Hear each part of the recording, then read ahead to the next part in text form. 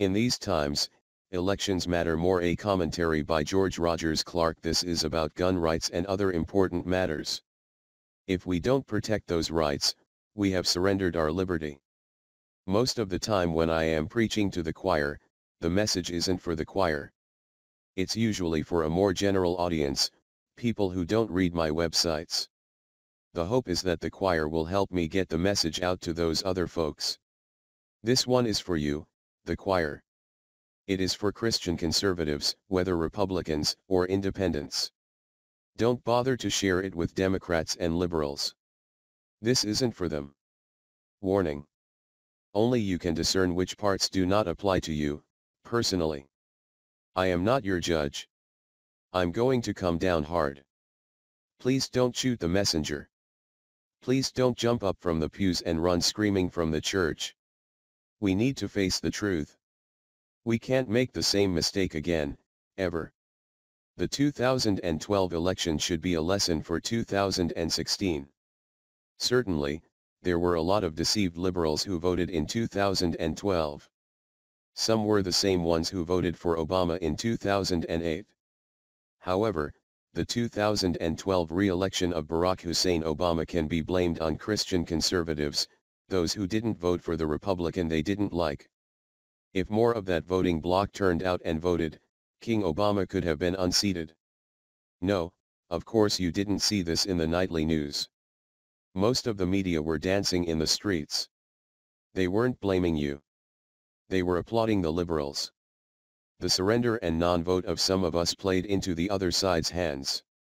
The remorse of Christian conservatives who did vote was barely noticed. The ruling class in Washington, both parties, and the media are all too happy to keep the deception going. They have a stake in their self-interest, and that of their paymasters.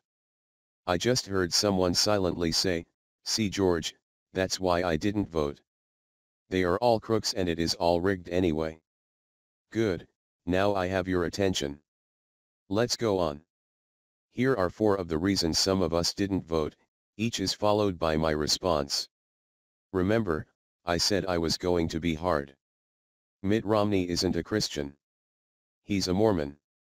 Once Romney won the nomination, he was the only choice for Christian conservatives. Not voting for Romney was the same as voting for Obama. The time to pick a Christian was in the primary election, months before the general election. You did vote in the primary, right? Here is the tentative 2016 primary schedule. If when you vote in the primary, you can't always get the candidate you want, you still have to vote. Go out and vote against those who stand for policies that defy God and the Bible. Elections are rigged and a waste of time. In every national election, there are a few precincts in a few states that are discovered to have cheated, at least to some degree. It's been proven repeatedly that those occurrences didn't change the overall outcome. The numbers are too small. But when a sizable portion of a sizable voting bloc across the entire nation doesn't vote, it has a major impact on the outcome. I didn't want to vote for the lesser of two evils. Really? So, help me understand. Is that why you decided to allow your non-vote to help elect a candidate that we knew was the greater of two evils? Come on. Not logical. And the one that is most laughable, if you think about it, I thought there was no way Obama could win in 2012 after showing his true colors in his first term. Listen, I didn't think Obama could possibly win a second term either. But it wasn't left to chance. I voted against him. I didn't necessarily want Romney for my candidate either. But in the general election, a vote for Romney was a vote against Obama. It was a no-brainer. I knew I didn't want Obama to be my president again. Let's move on to 2016. For Christian conservatives, what is our goal in 2016? I hope it is to be certain a Democrat liberal doesn't get the Oval Office. We want to push back against gun grabbers, baby killers, and the sodomy lobby. From the Buckeye Firearms Association. Recently, I received an email from my friends at the Buckeye Firearms Association. Its purpose was to report on the dangers inherent in another liberal winning the Oval Office. It warned about the trickle-down of liberal federal policies infecting us at home. It spoke about Hillary Clinton. Here is a portion of that email.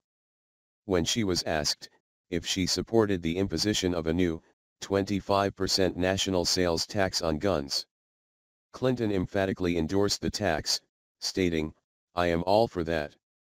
Hillary-style tax attacks on guns are already happening." For example, last month on August 10, the Seattle City Council voted unanimously to impose a $25 per gun sales tax on all firearms. That's a city sales tax on top of the federal and state sales taxes that already apply.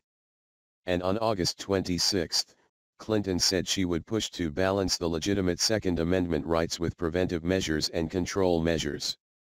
The next day a Washington Post headline declared her the new standard-bearer for gun control.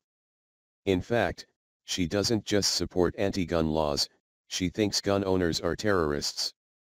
At a town hall last year, she called for a ban on assault weapons and declared, "We cannot let a minority of people, and that's what it is a minority of people, hold a viewpoint that terrorizes the majority of people."